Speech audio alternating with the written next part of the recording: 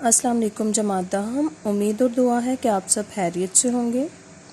آج ہم صفحہ نمبر 30 سے سبق پرستان کی شہزادی کی پڑھائی کریں گے۔ پھر ان کا بھی دل کھل گیا اور اس طرح رہنے لگی جیسے اپنے خاندان میں۔ کنبے کا لفظ استعمال کیا گیا ہے۔ کنبہ کہتے ہیں خاندان کو۔ ہاتھ کانپتے تھے، نگاہ موٹی ہو گئی تھی۔ نگاہ موٹی ہونا یعنی کم نظر آنا، واضح نظر نہ آنا، نظر کمزور ہو جانا۔ سوئی کا ناکا مشکل سے سوچتا تھا، مطلب مشکل سے وہ سوئی کا ناکا جہاں سے دھاگا ڈالتے اس کو محسوس کر پاتی تھی، لیکن ساری عمر محنت کر کے کھایا تھا، پرائی روٹی مفت کیسے کھا سکتی تھی؟ اب کیونکہ پوری زندگی انہوں نے اپنے بلبوتے پر محنت کی کمائی سے کھایا تھا، تو اب وہ پرائی روٹی یعنی کسی کے سہارے پر کیسے رہ سکتی تھی؟ صبح نماز پڑھ کر بچوں کو لے بیٹھتی، قرآن شریف پڑھاتی، نصیحتیں کیا کرتی، دوپہر کو سینا پرونا کاٹنا یعنی کڑھائی کرنا سکھاتی، شام ہوتی تو باورچی خانے میں جا کر کھانا پکانے کی ترکیبیں بتاتی، طریقے۔ عشاء کی نماز سے فارغ ہو کر بڑے مزے کی کہانیاں سناتی، کہانیاں ایسی اچھی ہوتی کہ بڑے بھی آ جاتے۔ میر صاحب اور ان کی بیوی دونوں خوش تھے کہ سیدانی بی کو بچوں کی تربیت کے لیے خدا نے بھیج دیا۔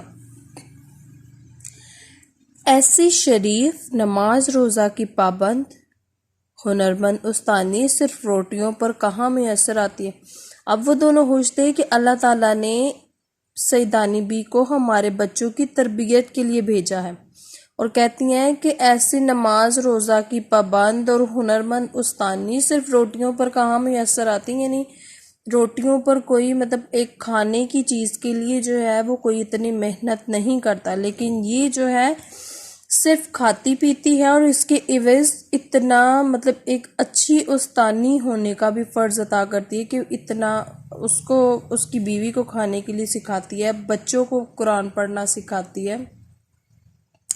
ٹھیک ہے، بچے ایسے گرویدہ یعنی عاشق ہونا، کسی کا ہو کر رہ جانا، کہ دن رات سیدانی بی کے پاس بیٹھے رہتے۔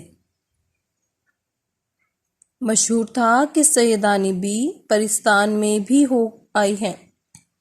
وہاں کے بادشاہ نے انہیں اپنی بیٹی کا جہیز ٹانکنے کے لیے بلایا تھا۔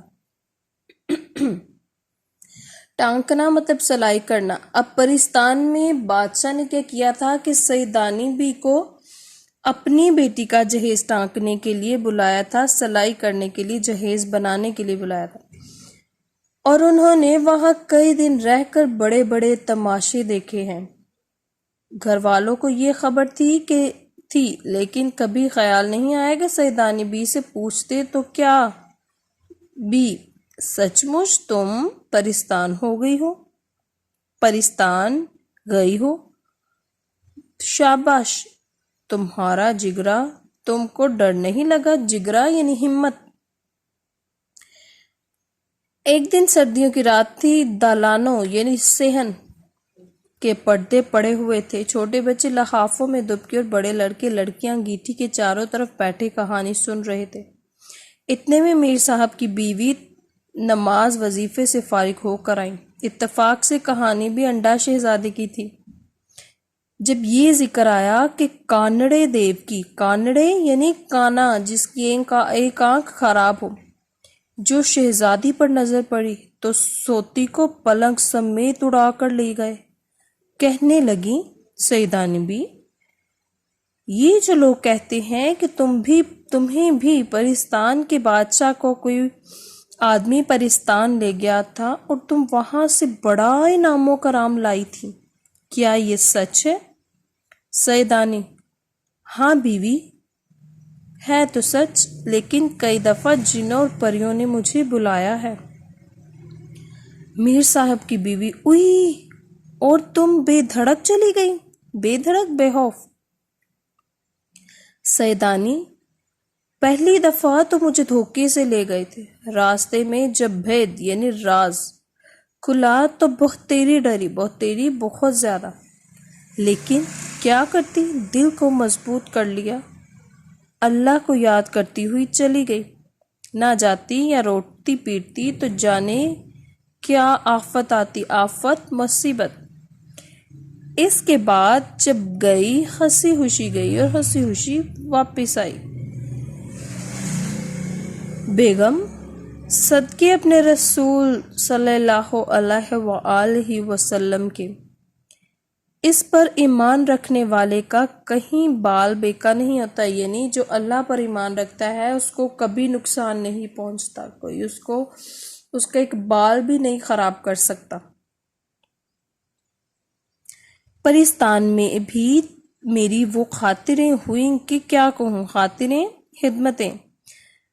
میر صاحب کی بیوی کچھ بھی صحیح بوا، میرا تو پتا پھٹ جاتا، پتا یعنی خوف زدہ ہو جاتی، دل باہر آ جاتا، صورت دیکھتے ہی جان نکل جاتی۔ سیدانی نہیں بھی، یہ سب کہنے کی باتیں ہیں، ڈر کی باتوں سے ڈر لگا کرتا ہے، جہاں ڈر سامنے آیا پھر کچھ بھی نہیں۔ دیکھو بیماری سے لوگ کتنا بھاگتے ہیں، اور جب بڑے سے بڑا دکھ بھی آ جاتا ہے تو سہنا ہی پڑتا ہے۔ میر صاحب کی بیوی، میں تو پھر کہوں گی کہ تم کو شاباش ہے،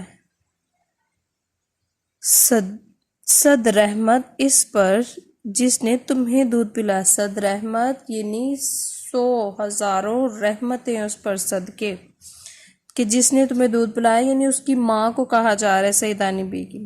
اچھا ہمیں بھی